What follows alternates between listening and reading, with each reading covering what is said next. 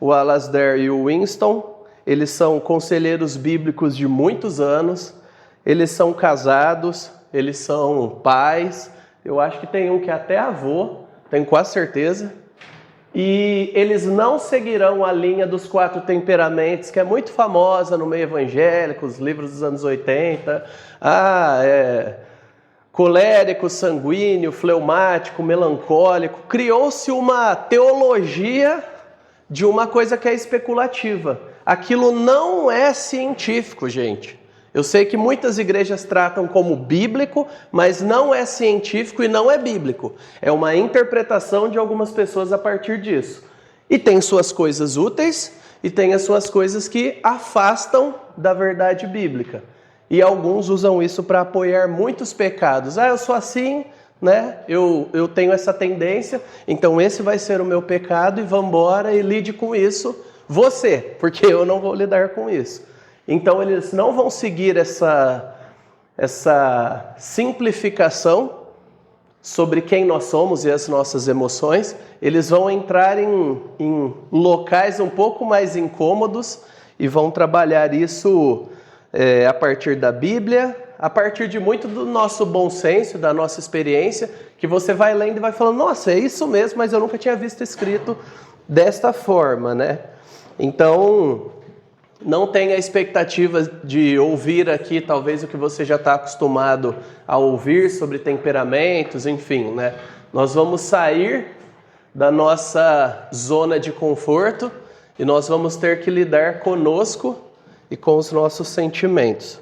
Beleza? Tá todo mundo comigo?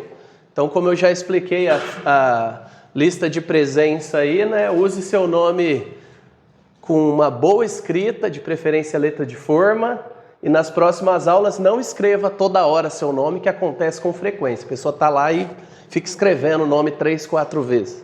Então não faça isso. Leia a lista, veja se seu nome está aí. E eu quero encorajar vocês a caminharem conosco durante todas as aulas, se possível. Às vezes não é possível, que a vida está aí, né? Então, fica à vontade. Então, você pode assistir o vídeo. Para isso, você vai ter que estar no grupo do MEC, né?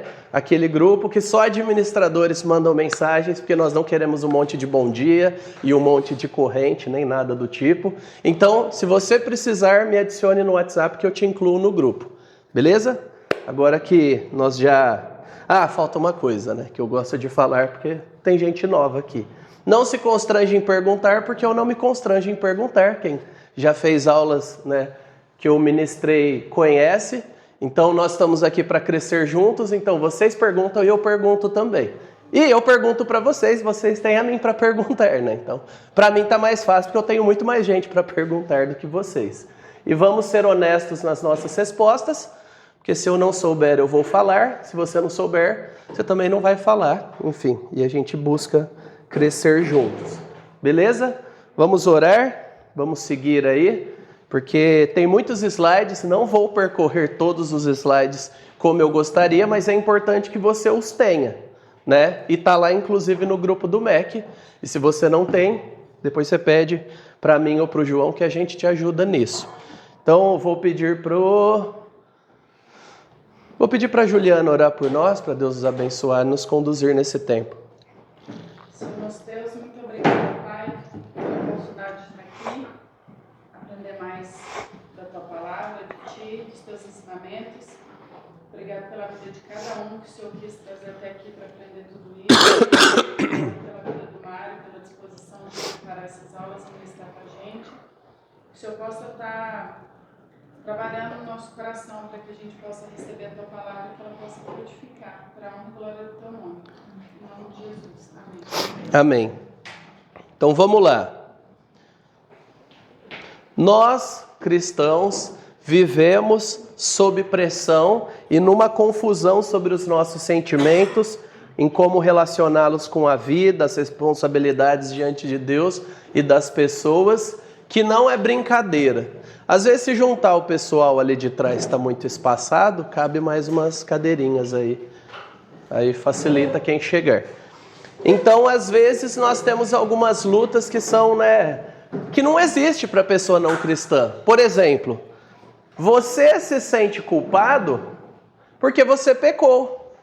E a pessoa não cristã não entende o nível de culpa que nós cristãos entendemos e sentimos, porque o Espírito trabalha isso em nós. Você pode se sentir culpado por estar feliz.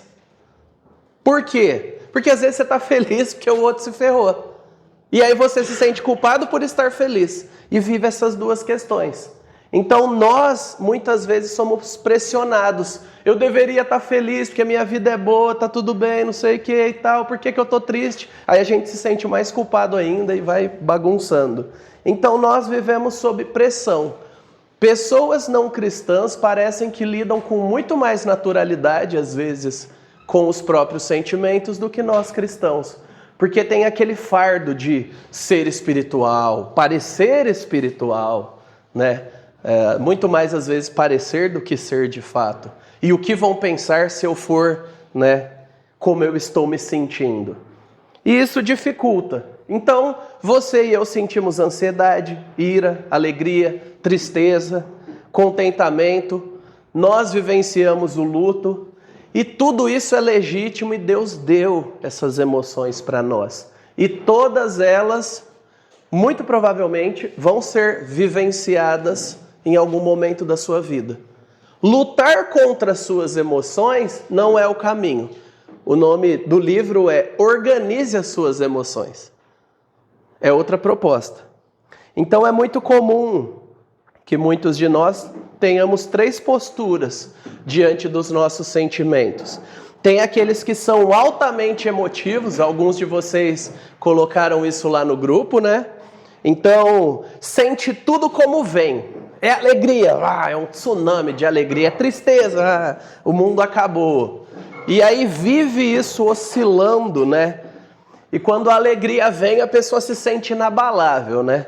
Se sente invencível. E aí quando acontece algo ruim, despenca e vem uma grande crise. Só que existem as pessoas que são dormentes. Ninguém admite que é dormente, porque é quase como se eu atestasse que eu estou em depressão, mas a verdade é que a gente se sente assim em muitos momentos. Inclusive não responder é um diagnóstico. Às vezes você só está indiferente, como se você estivesse olhando a vida como um espectador.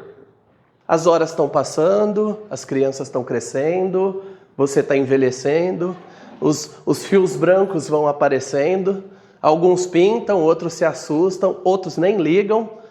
E aí você para e se dá conta de que você está envelhecendo, a vida está passando, mas isso não é um grande problema para você, porque parece que você está em coma, está em stand-by.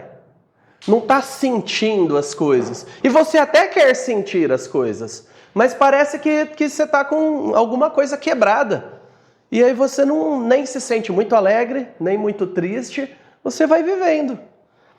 E vendo que os outros desfrutam de alegria e de tristeza, mas você não. E a maioria colocou que é uma pessoa estável, né? Aquela pessoa que lida com as emoções conforme elas vêm. Então elas nem explodem as emoções, transformando num monstro, e nem finge que não existe. A pessoa lida como ela vem. Então ela fica feliz na hora de ficar feliz. E tudo bem ficar feliz. E ela fica triste na hora de ficar triste. Via de regra, essa pessoa mais estável, ela não é engolida por nenhuma emoção. Então nós temos esses extremos aí, e nós vivemos e passamos entre eles ao longo da vida.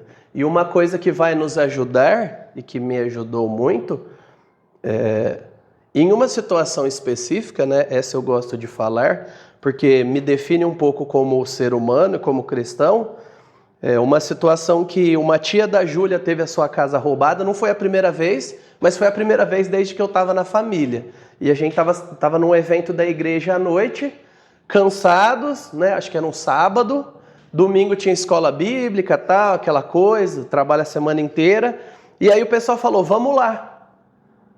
E aí eu que não tinha, minha família era pequena, né? 2 irmãos e minha mãe, eu falei, mas vocês vão lá, para que eu vou lá? Vamos otimizar o tempo. E aí o meu sogro, ele falou, Mário, não é sobre o que a gente pode fazer, né? No caso. Tipo, eu vou lá, não vai mudar nada, já tem gente, enfim, né? Ele falou, é sobre presença. Estar lá significa já algo. Estar lá é parte da solução de Deus para aquela pessoa que está sofrendo. E eu precisava da informação para ter a reflexão, para poder ter a convicção. Né? Eu sou assim. Eu preciso ser convencido de uma verdade. Alguém tem que explicar essa verdade, né? Por isso que eu digo que o óbvio deve ser dito. Porque nem tudo é óbvio para todo mundo. E aí, isso me marcou em relação a emoções, porque a maneira que eu simplifico, ou a maneira que eu extrapolo a minha ou a emoção do outro, a maneira que eu ligo ou não, vai influenciar como eu me relaciono com essas pessoas. E as necessidades delas, que não são as minhas, vão poder ser supridas de uma forma melhor ou pior. E eu processo tudo isso, né? Então, isso foi uma coisa que eu aprendi, isso, né, me ajudou desde então sobre luto, velório, enfim, momentos de dor, que você e eu não podemos fazer nada. Uma coisa que eu aprendi, eu ofereço água. Isso já ajuda muito, né? Eu ofereço água para as pessoas que elas não bebem água quando elas estão sofrendo, geralmente. Então, isso é uma dica prática útil.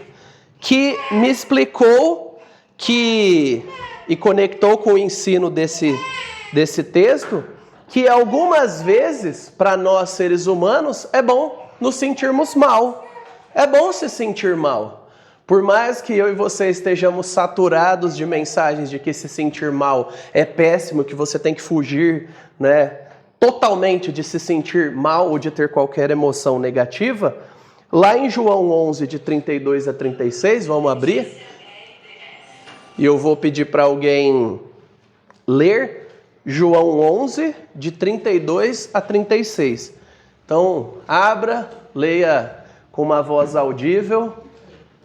Chegando ao lugar onde Jesus estava e vendo-o, Maria prostrou-se aos seus pés e disse: Senhor, se estivesses aqui, meu irmão não teria morrido. Ao ver chorando Maria e os judeus que a acompanhavam, Jesus agitou-se no espírito e perturbou-se. Onde o colocaram? Perguntou ele. Vem e vê, Senhor, responderam eles. Jesus chorou. Então os judeus disseram: Vejam como ele o amava.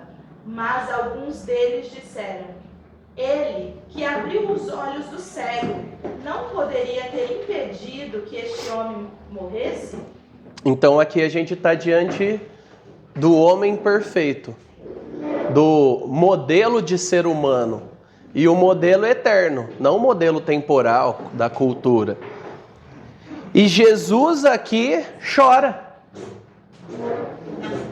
E aí eu perguntei lá no grupo, você se surpreende com o fato de que Jesus chora, mesmo diante dali, que ele ia, talvez 5 minutos, 10 minutos depois, ressuscitar Lázaro. E aí teve algumas pessoas que colocaram, sou estranho. Outros, não sou estranho. Mesmo que talvez você não entenda, mas você colocou, eu não acho estranho. Eu só não sei o que está acontecendo, né?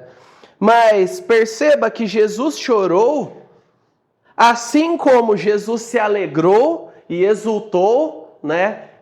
Quando ele vai falar sobre, lá em Mateus 11, que ele vai falar sobre vir a ele todos os cansados e sobrecarregados, um pouco antes, no versículo 25, ele fala isso no 28, no 25 ele fala, Jesus exultou em seu espírito, graças te dou, ó Pai, porque o Senhor revelou isso aos humildes, aos menores e não aos grandes.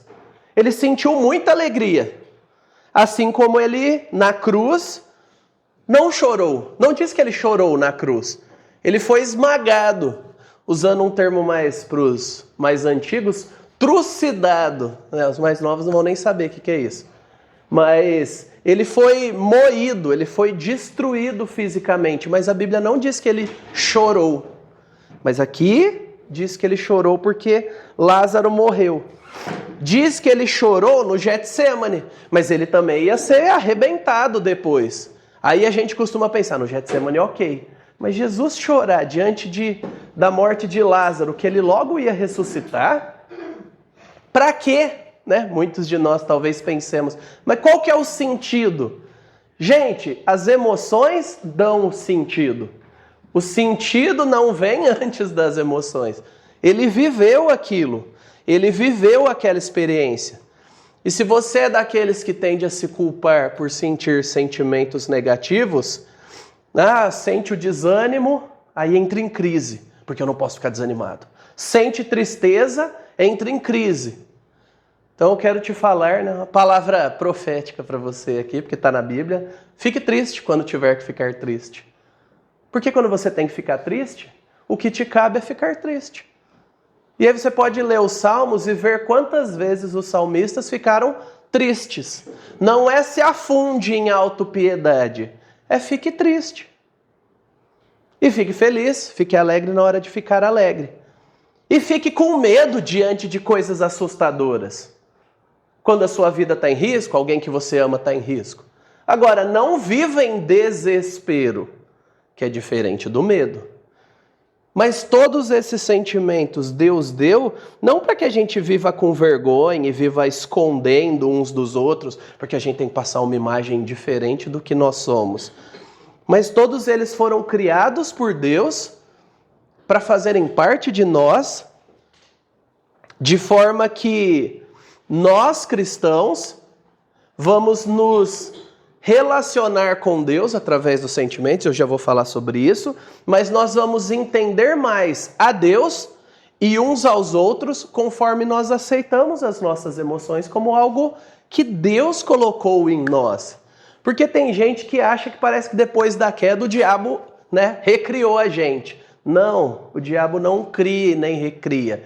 Ele, através da sua tentação e do nosso pecado, estragou, Ele nos ajudou a nos estragarmos, mas ele não criou e inseriu nada em nós que mudou o nosso sistema operacional. Só colocou uns arquivos corrompidos que dá uns paus aí, uma tela azul de vez em quando. Você está lá diante de uma situação e Aí você tem que reiniciar, chamar o técnico, que é Jesus, e dar uma arrumada nas coisas. Mas via de regra, nós lutamos contra isso.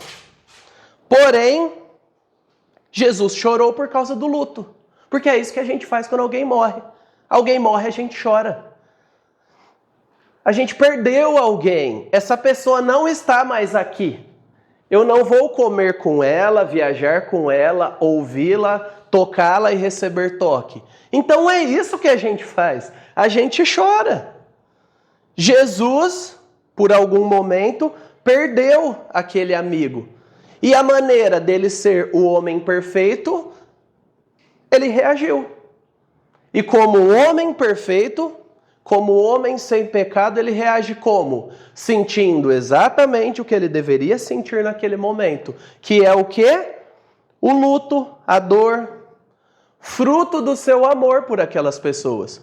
Porque ele perdeu o seu amigo e ficou triste, ficou profundamente enlutado, mas ele estava diante das irmãs que estavam sofrendo por causa daquela pessoa que elas perderam.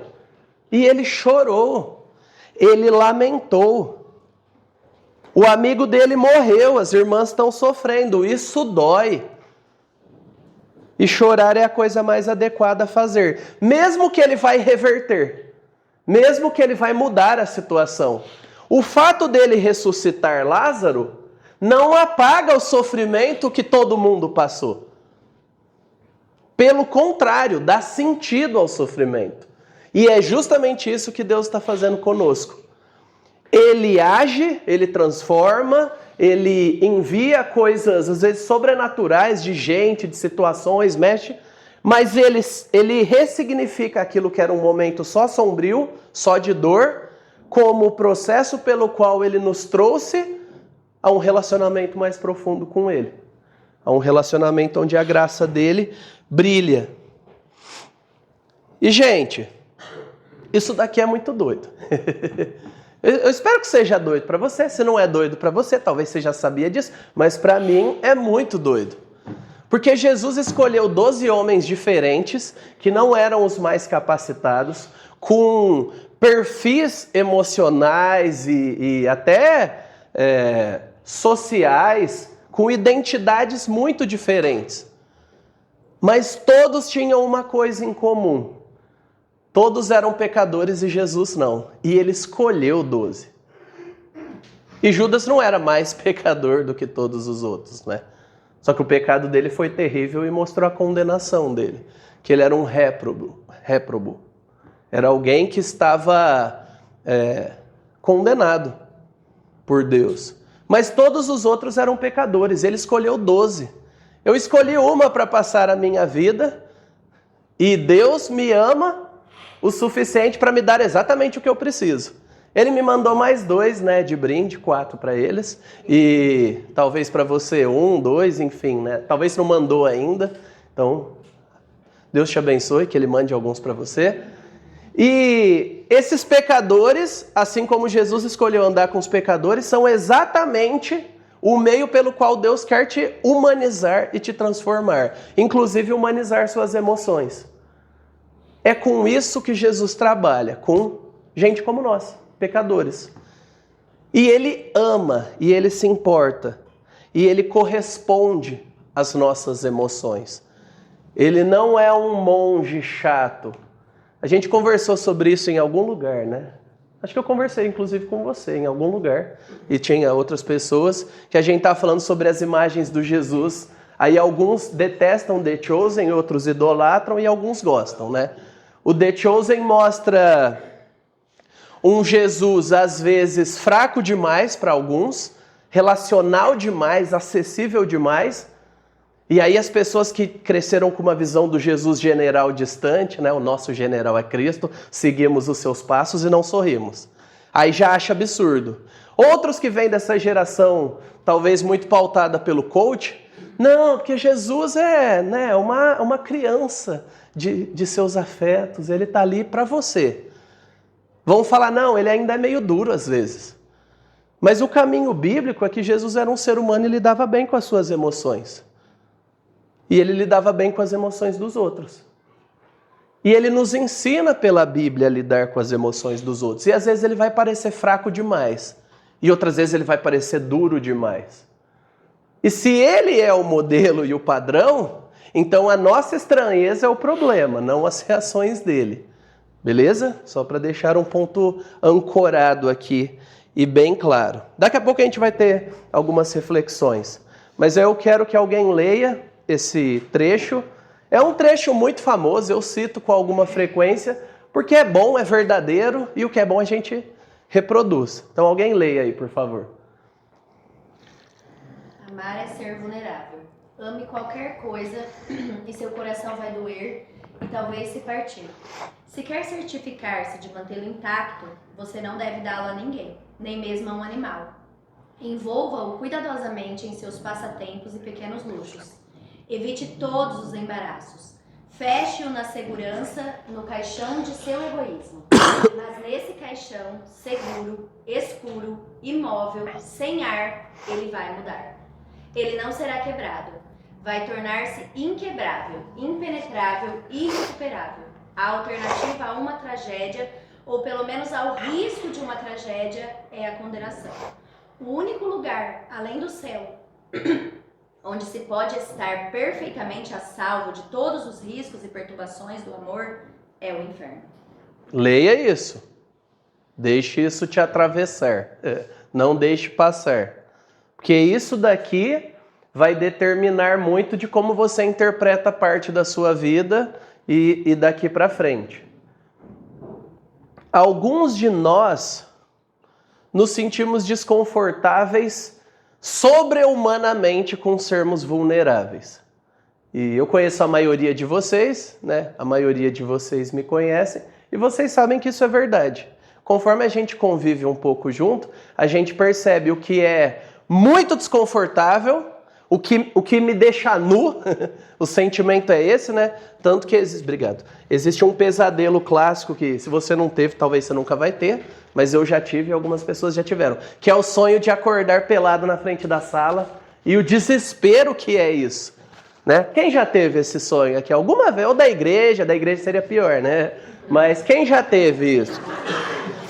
E o que isso simboliza, né? Se você não teve, talvez você vai ter essa noite, aí você vai saber o desespero que é. Não precisa ter vergonha não, gente. Você não é o primeiro, não vai ser o último. Mas se você falar para mais pessoas vão saber o que é, né? Planta a semente lá. Mas essa ideia de você ficar nu, ficar despido, não ter como se cobrir, como se esconder, é extremamente desagradável. E isso é a vulnerabilidade. E nenhum de nós gosta de estar vulnerável. Só que não dá para amar e ser invulnerável. Não dá. Você precisa das duas mãos e do braço também para você poder ser invulnerável e se fechar, ou dos dois para amar. Meios do caminho destroem as pessoas porque é impossível ter os dois. E se você se abrir para amar, o seu peito fica aberto para tomar também, para ser traído, ser mal entendido, ser ofendido. E o pior, pessoas morrem, né? Se tivesse um investimento perfeito, né? Dizem que o melhor investimento é em diamante, né? Que o diamante, via de regra, não quebra e tal. Agora, se você quiser investir em pessoas, pessoas mudam, pessoas morrem. A gravidade age sobre todos os corpos, né? E existem aqueles bichinhos escondidos nos guarda-roupas da gente que chamam calorias, que eles ficam costurando as nossas roupas à noite e diminuindo elas. Que aí você põe no outro dia e as calorias diminuem as nossas roupas. Todos nós sofremos a influência. Você já sofreu, né? Já aconteceu isso com você? As calorias, né? Chegaram no seu guarda-roupa, diminuíram a roupa que você queria colocar? O seu caso não, né? Ele ainda não passou. Você nunca vai viver essa emoção, você nunca vai nos entender nesse ponto, né? Você vai ser um pouco menos humano, como nós vivemos essa humanidade. Mas todos nós vivemos isso de alguma forma. Nós sofremos a ação do tempo, do espaço, dos nossos sentimentos. E amar algo que pode se perder é se preparar para sofrer. Qual é a resposta e a solução? Vou te dar a solução. Não ame. E aí você vai se tornar tão duro, tão frio quanto um diamante. Impenetrável. Ninguém vai te envenenar. Ninguém vai te trair, porque não vai ter ninguém. E isso é triste, porque nós fomos criados para desfrutar de amor. E nós, no fundo, queremos amor. Então isso ajuda a entender algumas pessoas bem amargas e bem isoladas, que se isolam e que têm medo de abrir seus corações, e muitas dessas chegam na igreja e vivem na igreja. E o jeito da gente reagir a elas, dica, não é agir igual a elas. Ah, você é isolado e é difícil? Beleza, dane-se. Vou viver a minha vida e vou curtir quem eu gosto. A solução de Jesus não foi essa. A solução de Jesus foi amar aquele que não quer amar você. Porque o único jeito de quebrar o inquebrável é com amor. E Jesus fez isso. Agora, o único lugar... Eu gosto muito dessa frase, né? Eu gosto de toda ela, mas essa parte... A alternativa para a dor, para não ter tragédia, é não amar. E o único lugar livre do amor, né? O único lugar a salvo de riscos, além do céu, é o inferno. Então a gente precisa pensar, quando nós falamos sobre lidar com as nossas emoções, que não é uma opção. E aí eu vou falar algo que talvez você nunca ouviu na sua vida. Porque Deus amou o mundo de tal maneira que deu o seu Filho. E dar o Filho tornou-lo vulnerável. Tanto o Pai ficou vulnerável ao sofrimento, quanto o Filho ficou vulnerável ao sofrimento. Porque amar é tornar-se vulnerável. Ficou legal, né? Eu não gosto de fazer isso. Sei, mas a sala tá cheia. Então... Amar é tornar-se vulnerável. Viu? Você vai gravar melhor no seu cérebro. Agora, as emoções negativas são adequadas para um contexto que a gente vive, né? Ter emoções negativas e desagradáveis é perfeitamente adequado para quem vive num mundo caído e quebrado. Então as nossas emoções, elas estão aí, elas fazem parte da nossa humanidade e elas precisam ser vividas. Agora, se você for pegar o Éden, não tem pecado interno, bagunçando as coisas.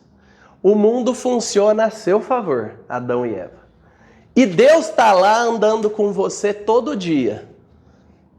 E o pessoal estava nu e não era problema. Né? O pessoal estava lá, não sei, é que é uma especulação minha, né? Mas fala sobre animais selvagens. O pessoal lá dormindo com o tigre, né? Brincando com o leão, dando nome para o pessoal, né? Não disse se eles anotaram em algum lugar, colocou um crachazinho nos bichos até todo mundo decorar, mas só eram 2, né? Então estava fácil. Mas o pecado vem e traz a eles sentimentos que eles não conheciam. Eles não tinham tristeza antes da queda. Agora, eu pergunto, eles não tinham uma emoção tristeza dentro de si, ou eles só não tinham vivenciado a tristeza? Se a gente pensar que a tristeza foi incluída como uma questão da queda, a gente vai desumanizar essas emoções. E a gente vai lutar contra elas, porque é resultado do pecado. Então eu nunca posso sentir tristeza. E às vezes as nossas igrejas, elas erram por falta de sensibilidade, ou ignorância mesmo, que os nossos cultos, as nossas celebrações, elas não têm espaço para tristeza. Sabe, música triste é bonita também. Jesus sofreu, ele foi esmagado, tem gente com câncer, tem gente morrendo, tem gente que nem sabe, vai descobrir. O parto é bom para quem não passa por ele, o resultado é ótimo, todo mundo fica feliz, mas dói. Então esse mundo é triste e tem que ter espaço para tristeza, para contrição, para meditação. Assim como tem que ter espaço para alegria. Então, se você está triste, fique triste, não ponha a máscara máscara do momento de culto. Não. E a gente precisa ser honesto. Às vezes está difícil. Às vezes você quer sentar e chorar. Às vezes você não quer chorar de vergonha, né? Outras vezes você quer berrar, né? Eu te amo e vou gritar para todo mundo ouvir, só que você canta isso para Jesus. E beleza. Mas via de regra, se nós entendermos que as emoções negativas são resultado do pecado, a gente vai estar lutando contra a nossa própria humanidade. Uma coisa foi não ter vivido, outra coisa foi não ter aquilo dentro de si. E Deus já tinha vivenciado tristeza, aí vai muito da sua interpretação teológica. A minha é que Deus já tinha vivenciado tristeza porque os anjos que ele criou já tinham se rebelado contra ele. A não ser que você interprete que os anjos caíram nesse momento entre a criação e tal. E eu discordo, mas é uma posição válida e legítima. Então eu acho que Deus já tinha vivenciado tristeza e Adão e Eva não. Quando a queda acontece, aí eles passam a viver ansiedade, vergonha, medo, tristeza, todas essas questões que a gente já está familiarizado hoje em dia, né? Então Deus nos criou como? Para responder à realidade. Então, a realidade era perfeita e eles eram perfeitamente humanos, eles respondiam de maneira adequada. Plena alegria, plena paz, beleza. O pecado entra, o mundo é caído e confuso, então eu preciso de sentimentos para processar essa realidade caída e confusa. Então nós devemos ficar horrorizados com a violência e o abuso, preocupados ou ansiosos com a possibilidade de eu ferir, ou de alguém se ferir, algo que amamos, ou alguém que amamos. É normal você ficar dentro de um limite preocupado. Eu posso perder meu emprego, o diagnóstico do meu filho vai chegar amanhã, como é que ele está se sentindo, meu diagnóstico vai chegar amanhã. Isso é o normal, porque eu e você somos seres humanos. E é normal ficar irado contra a injustiça. E aí você precisa conhecer os salmos imprecatórios. E tem gente que se choca com isso, né? E vai continuar se chocando, porque eu vou continuar falando que é bíblico, né? Você pode pesquisar lá no Google, salmos imprecatórios. E aí você vai ler coisas como: Senhor, esmaga a cabeça dos filhos deles na rocha, porque eles destroem o seu povo. E aí alguns vão falar, não. Porque no Novo Testamento nós somos ursinhos carinhosos. A gente não pode manifestar nossa ira e nossa raiva a Deus em oração. Olha a quem o salmista está manifestando o seu anseio por justiça. A Deus. Ele não está esmagando a cabeça de ninguém na rocha. Mas ele está pedindo a Deus, que é o justo, que faça justiça contra aqueles que destroem o seu povo.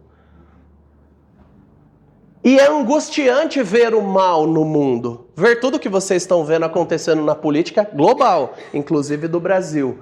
Todas as injustiças. E sempre foi assim ao longo da história. Leia o Antigo Testamento. Os poderosos oprimindo, destruindo. Tem nada novo debaixo do sol. Como a gente responde? Com a emoção de ira, que é desconfortável. Então, busque os salmos imprecatórios, ore pedindo a Deus por justiça, mas só uma dica. Não tem nada no Novo Testamento. Se você ler Mateus 5 nas bem-aventuranças, você vai ver a palavra justiça ali aparecendo em algum lugar. Não que isso seja agradável. Aí você fala, parece contraditório, mas não. Eu primeiro estou fazendo a base. Não é agradável emoções ruins, emoções negativas. Se sentir irado é desagradável porque a gente quer ficar de boa. Se sentir triste é desagradável porque nós nos frustramos de alguma forma. Se sentir desanimado ou decepcionado. Então, é importante, faz parte da nossa humanidade. Sim. É agradável? Não. É isso que nós somos, gente. Somos seres humanos. Deus poderia fazer a gente para fazer fotossíntese e não precisar ir ao banheiro. Ele criou sistemas urinários e excretores e colocou na gente. É agradável, biologicamente falando? Funciona muito bem. A não ser que você tenha prisão de ventre, né? Mas, tirando isso, funciona. Só que é sujo, é ruim, limita a gente. E é isso, nós somos seres humanos, a gente vai voltar para o pó da terra. Então os nossos sentimentos e emoções são da mesma forma.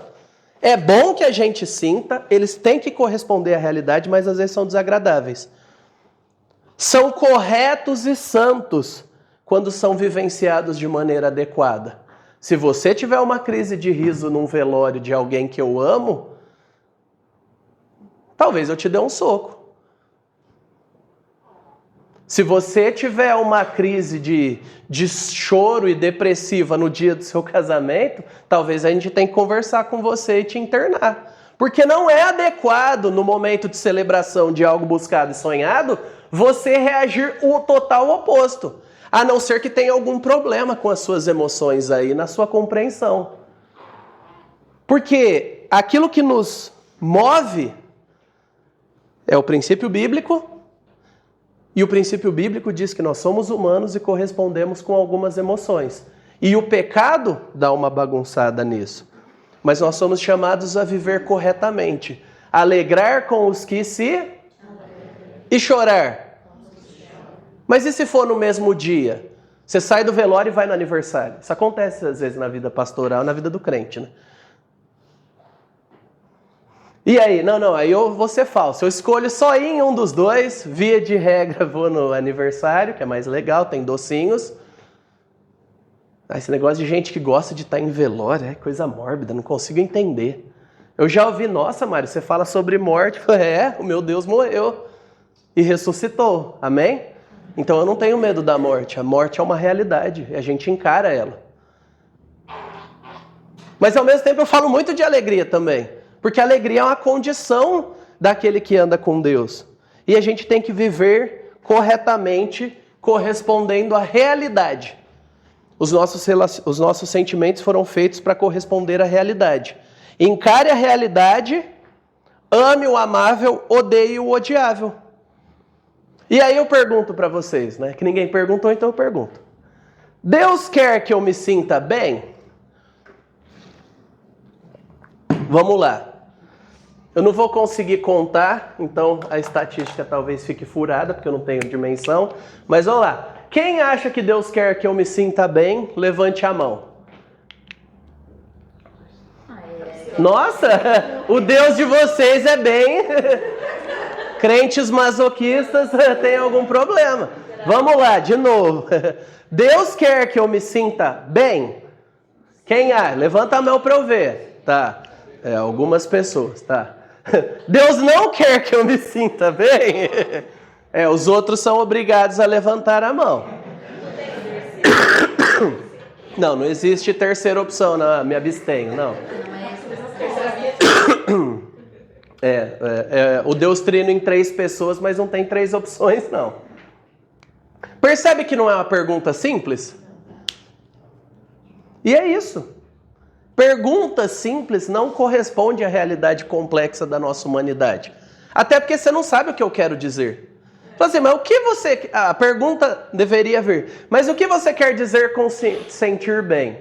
Aí essa pessoa ia ganhar o copinho de água. Alguém quer o copinho de água? Tem 3 aqui, se vocês estiverem com sede. Qual que é aquele versículo que fala que na presença do Senhor há alegria perpetuamente? Ah! Teve Bíblia, hein? Agora teve Bíblia. A gente já subiu o nível, já teve Bíblia. Alegria e sentir-se bem é a mesma coisa?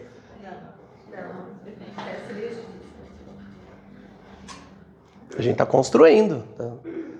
Ter alegria e sentir-se bem é a mesma coisa? Depende da sua interpretação. Na minha interpretação aqui, não é a mesma coisa. Agora, quando é ruim e pecaminoso se sentir bem? Quando eu tô pecando. Olha, foi rápido. Mas algum sentimento é pecado? Porque até onde eu sei, pecados são ações. Não, pecados são sentimentos também. Se eu me alegro com a maldade. Mas como eu posso não pecar? Você não estaria dizendo para mim, então, não sentir coisas assim? Não, para você organizar o que você sente, porque não dá para separar o sentimento da ação. Não dá para você não exercer a alegria, e é o que elas falaram agora, né, que é onde vai responder. Quando eu fico feliz ao pecar, eu estou correspondendo a algo, a realidade está acontecendo. Quando eu torço pelo mal, eu peco. Irai-vos e não pequeis, que você pode se irar. Exatamente. Então, não dá para separar alguma reação, alguma emoção do indivíduo que a sente. Então, alguns sentimentos são pecaminosos. O cara que é sádico e tem prazer no sofrimento dos outros, ele não pôs a mão, ele só baixou o vídeo. É pecaminoso, não pecado. Exatamente. E o pecaminoso vai te levar a pecar porque vai te conformar contra. Eu sigo a emoção, sim. Exatamente. E nós somos tendenciosos a seguir as nossas emoções de alguma forma ou rejeitar elas. E aí entra a luta contra a prática do pecado. E quem faz dieta? Quê? Quem faz dieta está ignorando a emoção ou Está ignorando algumas emoções. Ela não está seguindo a ação sugerida pela emoção. A pessoa que faz dieta. Por algumas emoções. Porque se a emoção dela, no caso, foi a idolatria do corpo, ela vai negar uma emoção em detrimento da outra. E é o que a gente vai falar daqui a pouco sobre emoções mistas. Que é aí que o negócio fica difícil. Mas, por exemplo, a questão ele está falando sobre o sentimento em si, não a ação decorrente do sentimento, né? Então, que sentimento que pode ser que é pecado? A ansiedade, por exemplo, é um sentimento, não é? Ela pode se tornar...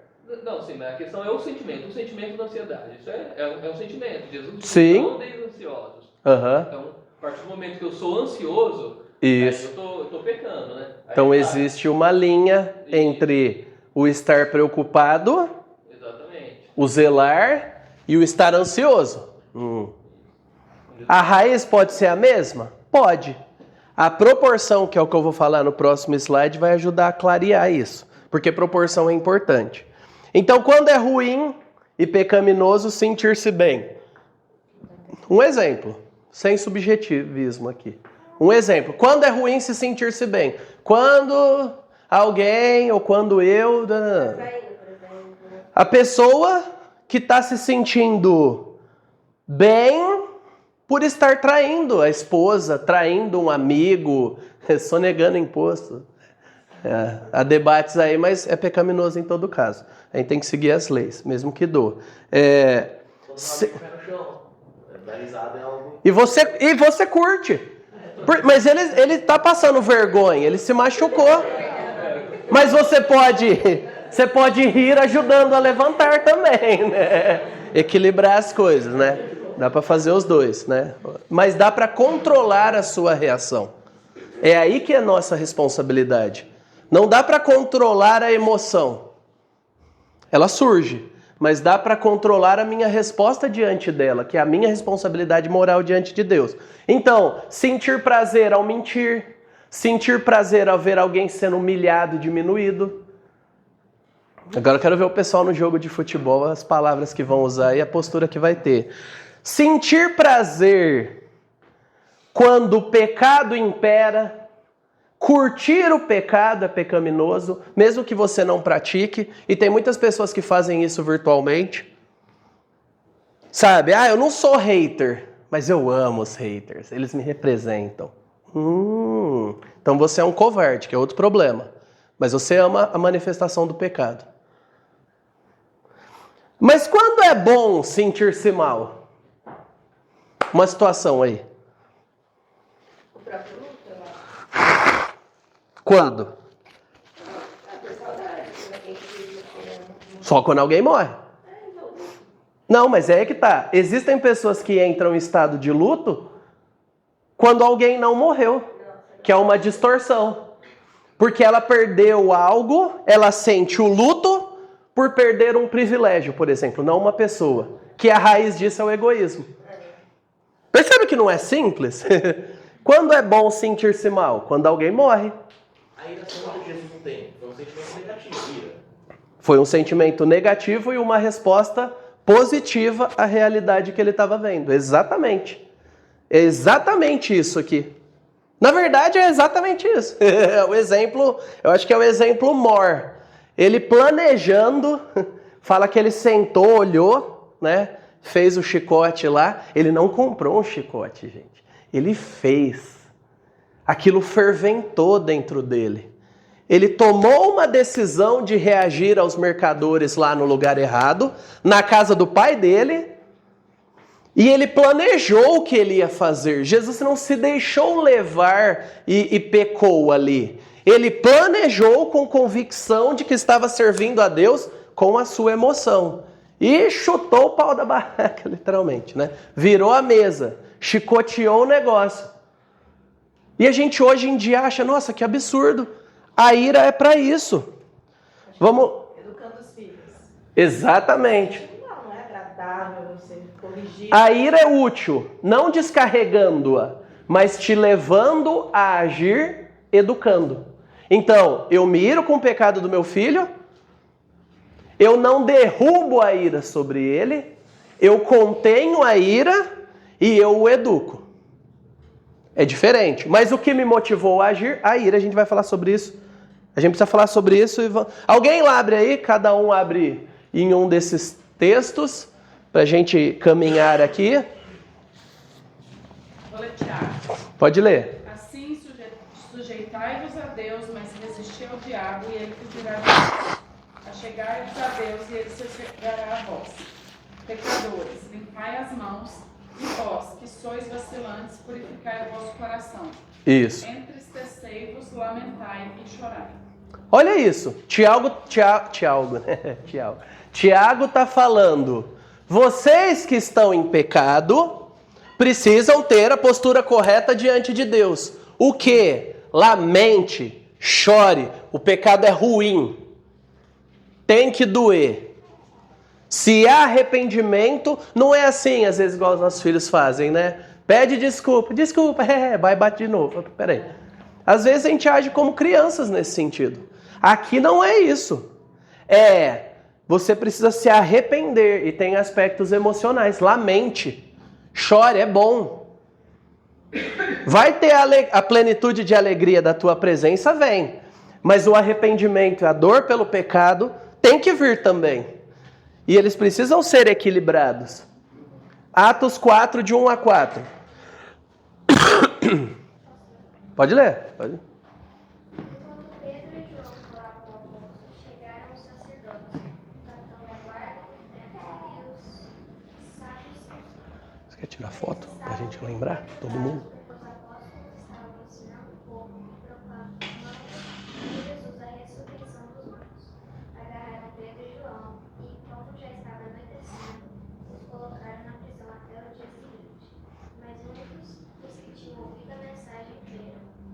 Olha isso. Olha o resultado. Um monte de gente creu. A situação. Os discípulos estavam se lascando. O resultado é bom, mas os discípulos estavam se lascando. E qual foi o sentimento deles ao passar por aquilo? Qual foi? O que diz no texto?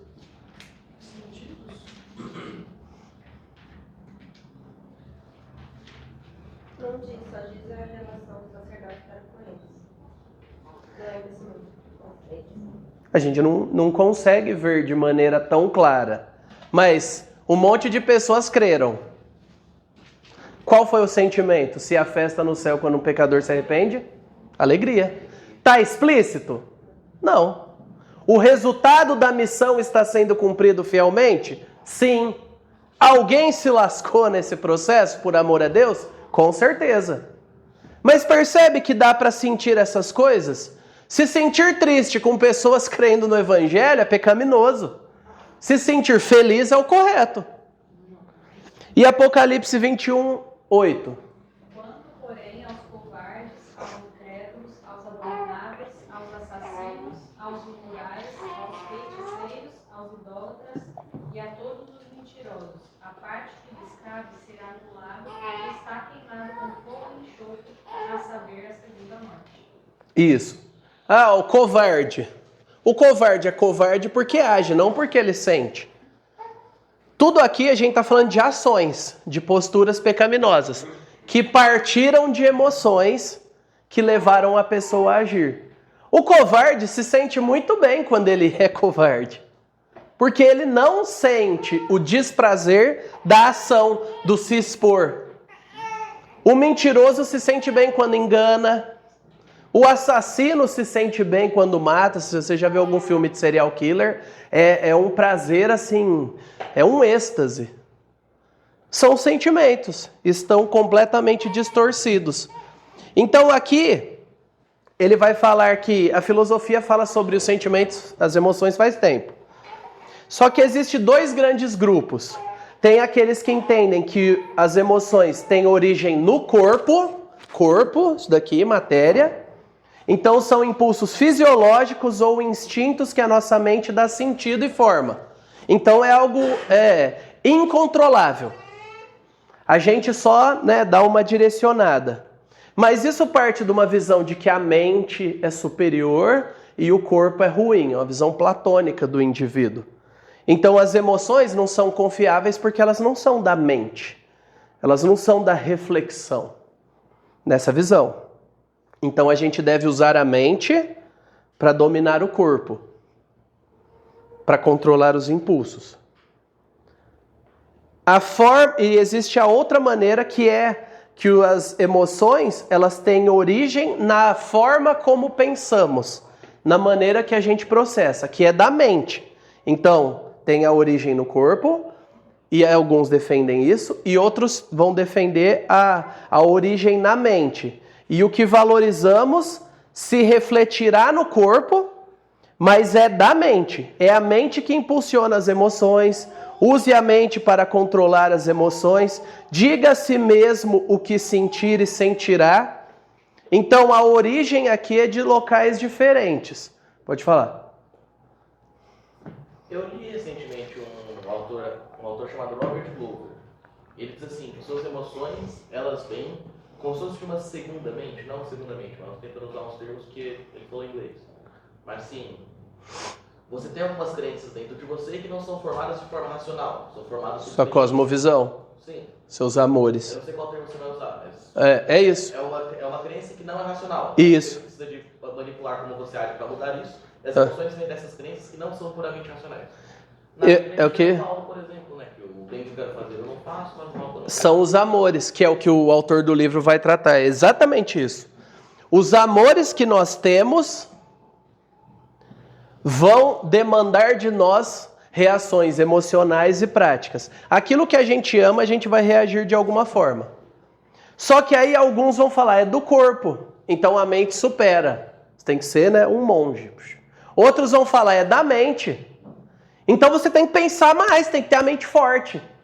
Quem tem a mente fraca se deixa levar. Quem diz isso sempre acha que tem a mente forte, né? Mas, como cristãos, muitos argumentam em prol da segunda opção. Por quê? Porque muitos vão falar, a Bíblia manda se alegrar, ué. Se é um negócio do corpo, não tem como eu ter ação nisso.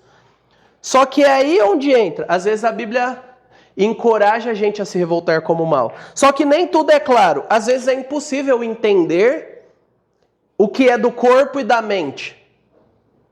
Então tudo estava bem até alguém me cortar no trânsito. É do corpo ou da mente? Ou você cortou alguém, né? E aí você ficou nervoso também. De repente você fica irado, desconta nas pessoas que não tem nada a ver, grita, xinga. É do corpo ou da mente? Não existe como você isolar um ou outro, porque ambos partem de quem é você. E você é físico, é um corpo, e uma parte espiritual, do qual a sua mente faz parte, né? Você é tudo isso. Então não tem como separar. E o que as nossas emoções fazem? Essa a gente precisa para poder estabelecer a base do que vem depois. Primeiro, as emoções comunicam valores. Então, se a minha esposa se machuca e eu não dou bola, eu não dou valor a ela. Se quebra a minha televisão e eu dou muita bola, eu dou valor à minha televisão, ou ao carro, ou ao livro, ou qualquer coisa. A maneira que eu respondo emocionalmente está conectada àquilo que eu valorizo. E o que eu valorizo é o que eu amo. Então, os nossos amores nos movem. Eu posso amar o que eu não gosto, não concordo. Mas aquilo que eu amo vai me levar a agir. Ou seja, Jesus chorou porque ele amava Lázaro. Em Naum 1, tem um versículo, no capítulo 1 do profeta Naum, tem um versículo que fala sobre ser um Deus zeroso, Deus irado, cheio de furor. Aqui a gente está falando de quem despedaça e mata o povo dele. É isso que Deus sente. E ele está transformando em palavras. Eu odeio aqueles que destroem e matam o meu povo, aqueles que se pautam pelo mal e me afrontam. Eu não destruo, talvez instantaneamente, porque eu também sou paciente. Mas ele deixa claro o que ele sente. Então, os seres humanos, desde pequenos, respondem à realidade. Ficam felizes ao ganhar o que amam, sentem inveja quando o outro ganha o que ama, no seu lugar. Se está todo mundo ganhando, ok. Mas, se alguém ganha o que eu acho que eu mereço, quem tem irmão aí, né, viveu isso muito. Ficam furiosos quando tiram aquilo que amam, seja uma pessoa, um conforto, um privilégio, uma situação, uma igreja, um relacionamento. E eles se entristecem por perder essa coisa que amam. Então, primeiro ponto, emoções comunicam valores. Segundo ponto, emoções ajudam a nos conectarmos. Todos temos emoções. Então, nossos lamentos e alegrias ajudam os outros a nos entenderem melhor. Assim como quando outra pessoa reage se preocupando e cuidando de nós, nós nos sentimos amados. Então, sem emoções, a gente não consegue se relacionar. Por isso que para um psicopata ou para um sociopata é tão difícil. Ele tem que fingir. Ele tem que maquiar. Porque ele não sente, não tem correspondência. O negócio é diferente nessa pessoa. E por isso que nós amamos pessoas que amam o que nós amamos. A gente se conecta. Por exemplo, você vai no jogo de futebol, nunca fui, eu não gosto de futebol, mas eu entendo, né? Eu compreendo. Na verdade, eu fui no jogo, sim, fui com o Jonas. Verdade, né? Fui num jogo, nem era do meu time. Subi alguma coisa. Mas depois a gente foi comer pizza e eu amo pessoas e pizza. Então. Você tomou mais o Jonas do que eu. É porque dessa vez foi de graça e me levaram. Com você eu vou ter que pagar e te levar. E o dele era o jogo do São Paulo. Eu não ia ficar com raiva se ganhasse ou perdesse, porque eu não tô nem aí pro São Paulo. Agora no do Corinthians, aí eu fico bravo. Mas, tirando isso, Eu fico bravo porque eu vou passar raiva, né? Não tem jeito. Mas eu não gosto, por isso que eu não gosto de ver futebol. E aí eu me junto com um estranho e a gente põe a mão e tá pulando. E se for corintiano, né? Aí você canta ainda. Aqui tem um bando, é de louco. Mas é louco pelo quê? Louco por ti, Corinthians. Meu, essa música diz o que é o ser humano. É um bando de louco por algo. É um bando de pessoas que amam algo. E elas amam junto. E é isso que nós fazemos como igreja. A gente não precisa fazer, aqui tem um bando de louco, louco por ti, Jesus. Não estou falando nada disso. Mas de maneira proporcional, nós nos conectamos através das nossas emoções que são compartilhadas. Os nossos amores compartilhados nos conectam. E o que nos conecta como irmãos? Teve alguém aqui que veio de outro estado, já teve gente da igreja que veio de outro país, realidades sociais, bairros diferentes, jeito de falar, sotaque. O que nos une é Cristo. É isso que nos conecta. E isso é maior do que todas as outras coisas. Então, quando a gente fala sobre compartilhar, né? A gente fala sobre fortalecer. E quem não está presente não compartilha. Virtual não é compartilhar. Viver é compartilhar. Estar, olhar, tocar, cheirar, perceber nuances. É para isso que Deus nos chama. E Romanos, 12:9, vai falar sobre o amor sobre o amor ser sem hipocrisia. E no versículo 15 ele fala sobre chorar e se alegrar.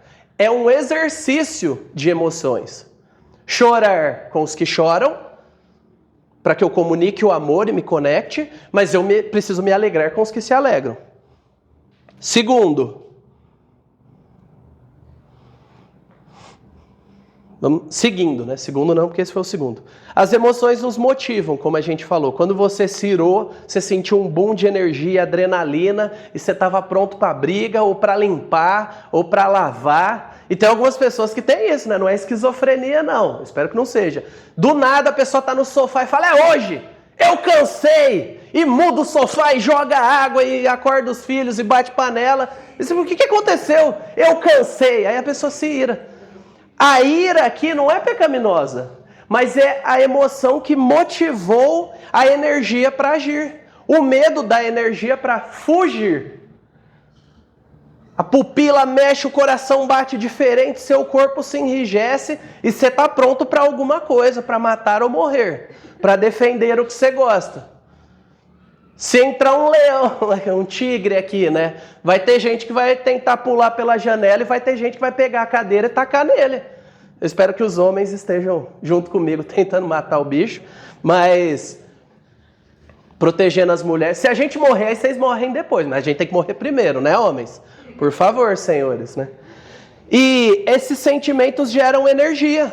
Só que na depressão, olha que interessante, não é algo só físico. Pode ser físico, pode ser psíquico e mental aí.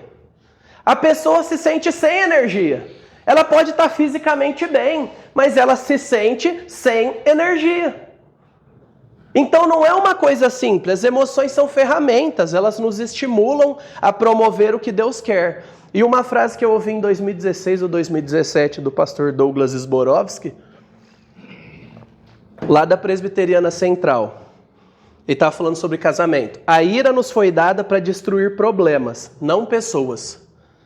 Beleza? Eu sou uma pessoa que luta muito contra a ira. E essa frase me marcou porque ela é para mim. Talvez ela é para você. Então, compartilho com você aí essa luta. A ira nos foi dada para destruir problemas. E qual é o nosso problema maior? Pecado. O nosso e o dos outros. Não pessoas. E existe um quarto aspecto que os nossos sentimentos nos elevam a Deus. Aí você pode deitar nos salmos, que aí jorra emoção, né? No mesmo salmo tem de tudo. Porque eu confio no Senhor e o Senhor é nossa força. Por que está abatido a minha alma? Ah, Senhor, mata os teus inimigos. Ah, como é deleitoso o espaço que o Senhor nos deu. Isso não é esquizofrenia, isso chama ser humano. Bem-vindo. você é humano. Isso é bom. Lide com isso através da lente das Escrituras. Ah, eu quero algo, né, do Novo Testamento. As nossas emoções, elas existem para nos motivar à adoração. E a raiz da adoração é a admiração, que é um sentimento, gente. Você não adora o que você não admira. Você não acha bonito o que você acha negativo e destrutivo. O nosso problema de adoração, de que alguns de vocês não cantam ou cantam sem vontade, ou não se sentem motivados a cantar, e às vezes eu estou com esse mesmo problema, é o pecado, que cega a nossa mente para não admirar o admirável, que é Deus. Então, não é simplesmente eu preciso sentir vontade de cantar, mas eu preciso identificar o problema da minha falta de querer cantar. Pode ser que eu não tenha o ritmo da música e tal, canta do jeito que dá. Deus filtra. Talvez alguns irmãos vão trocar de lugar aí, ame-os, todo mundo tem a sua limitação, lide com o seu sentimento e o deles. Mas cante para Deus. O seu sentimento, a sua alegria, ela precisa ser expandida e mostrada. E olha que legal, as pessoas mais generosas são as pessoas mais felizes. A generosidade não é fruto de uma insatisfação, via de regra. É fruto da alegria. É a plenitude da satisfação. E a primeira pessoa que fez isso foi Deus. A criação vem da plenitude de Deus, de ser tão bom, pleno, perfeito, que Ele cria pessoas para se alegrarem nele. Ele cria pessoas para terem benefício. E é como deveria ser a motivação para nós termos filhos, não para salvar casamento problemático, não para preencher uma agenda, mas porque o amor é bom e eu quero criar um ser humano para que ele desfrute desse amor bom, desfrute desse Deus bom e das coisas boas que Deus dá. Faz sentido? Faz sentido para você? Balança a cabeça para eu entender. Se não faz, depois você pode tirar dúvidas. E é por isso que você divulga cupom de promoção. E se você não é classe média muito alta, o seu prazer é olhar, chegar assim com um tênis, e aí você fala para alguém, olha meu tênis, olha que da hora, ou a pessoa fala, e o seu prazer é falar, mas você sabe quanto que eu paguei? Eu achei uma promoção de 45% na Netshoes. E a alegria do seu coração transborda porque você quer que aquela pessoa desfrute dessa promoção. Por quê? Porque você se alegrou com aquilo. E com Deus é a mesma coisa. Deus é bom, Deus nos ama, Ele fez coisas maravilhosas por nós. E o que a gente faz? A gente adora. A gente se conecta com Ele. E Mateus 22, de 36 a 38, vai falar sobre cumprir a lei. A gente está falando sobre lei em Gálatas e tal. Amarás o Senhor seu Deus de todo o seu coração, de toda a tua alma, de todo o seu pensamento. Adorar é amar a Deus e ao próximo. Pegou? Tá? Vai ajudar a sua interpretação às vezes. Adorar é amar a Deus e reagir de maneira adequada. A adoração atribui a Deus valor absoluto sobre tudo. Todas as emoções dolorosas e piedosas servem, na verdade, para comunicar esse valor que a gente dá a Deus, ou valor às coisas. E com relação a Deus, nos estabelecer mais firmemente em um relacionamento com Ele. E a adoração vai nos motivar a obedecer. A dificuldade de obedecer é porque eu não adoro Deus direito. Porque eu acho que Ele não é tão digno da minha obediência. Ele não é tão interessante. Ele não é digno do meu tempo de leitura, digno da minha sujeição. E aí eu preciso corrigir no meu coração, porque isso é um problema de adoração. E para finalizar, porque a gente já extrapolou, e vocês têm os slides, então leiam. Talvez eu faça um vídeo aí durante a semana, só para a gente ter mais um bate-papo aí, vocês lerem. Músicas tristes que carregam lembranças. Tem uma música que me deixa triste. Você tem alguma música de ficar triste? Que parece que aperta os botõezinhos do seu cérebro, você fica triste? Quem que tem? Levanta para eu não me sentir uma pessoa totalmente estranha. Acho que tem mais gente, vocês admitirem, mas tá bom, vamos lá. Aquela música do Velozes e Furiosos, quando Paul Walker morre, né? Nossa, aquela música me quebra. Você tem um ódio quando eu tô num dia feliz num lugar e começa a tocar. Nossa, que ódio, eu já fico triste. Eu falo, caramba, eu tava feliz, aí a música já me deixa triste. Por quê? Porque nós reagimos ao ambiente. Tem gente que é uma bênção, mas virou uma praga quando tá com fome. Vira um leão liberado, ela quer fúria e destruição. Você fala, que espírito é esse? O que aconteceu? Porque o seu corpo te move. Então as emoções às vezes são conflitantes, né? E se nós nos entregarmos aos sentimentos, eles dominam. E às vezes você vai tratar o seu melhor amigo como inimigo. Mas se você tratar as coisas reagir com equilíbrio, você vai aceitar a realidade de que os nossos sentimentos são mistos. E ele vai dar um exemplo aqui do balde de tinta. Quem aqui já comprou tinta nos anos recentes? Quem aqui sabe o que eu estou falando? Existe uma máquina com uns biquinhos de tinta que você escolhe, eu quero verde celeste, verde não, azul celeste com não sei o quê. Aí vai a máquina, e a tinta era branca. Nós somos assim. Ao longo do dia, você está tendo um monte de jatinhos de tinta. Por isso que você não está só feliz. Aí você bate o dedinho em alguma quina, fica tudo mal. Aí você recebe uma ligação de alguém que você ama te chamando para almoçar, fica tudo feliz. Aí você fica preocupado com alguma coisa. Ao longo do dia, você e eu vivenciamos inúmeras emoções. E tudo bem, porque é isso que acontece mesmo. Ao longo da celebração coletiva, você vai vivenciar ansiedade se você esqueceu. Você vai vivenciar alegria, vai vivenciar preocupação. Você vai vivenciar raiva, dependendo do tempo que a coisa estenda e do quanto você está adorando o que você vai fazer depois, a ponto de ser mais importante do que o culto ao Senhor. Você vai vivenciar alegria ao ver alguém. Você vai vivenciar muitas coisas. E é isso que nós somos. Nem sempre uma coisa sobrepõe a outra. Assim como na hora de lavar louça, você começa irado, aqueles que não gostam de lavar louça, aí você põe uma mensagem, uma música, aí você lembra da sua avó, aí você já fica feliz. Mas aí você termina ansioso porque você tem um compromisso. É a mesma louça, mas não é a mesma realidade. Então que nós aprendamos a lidar às vezes com emoções contraditórias, como Jesus aprendeu. Em Mateus 23, de 13, principalmente no 16 e no 33, naquele trecho, Jesus está chegando de sola nos líderes religiosos. Ai de vocês, fariseus hipócritas e não sei o que, e pá. Chega no 37... Jerusalém, eu quis juntar vocês como a galinha junta os pintinhos. Eu amo vocês, seus miseráveis. Venham a mim. Parece contraditório. Ele está indignado contra o pecado e ao mesmo tempo demonstrando amor. Não, ele está sendo humano. E não são botões, não é uma estação de rádio que você clica, vai mudando a frequência. Eu espero que isso tenha nos ajudado. A gente tem que ir. Na verdade, eu vou tomar uma dura, porque a gente já atrasou, né? Saiam com calma, né? Vão ao banheiro, tomem os seus lugares. Deus nos abençoe. A gente vai orar na celebração coletiva, então vamos remir o tempo. Pessoal, faz um favor, quem não assinou a lista, eu fui tentar escrever o nome, não sei o nome de todo mundo, não deu certo.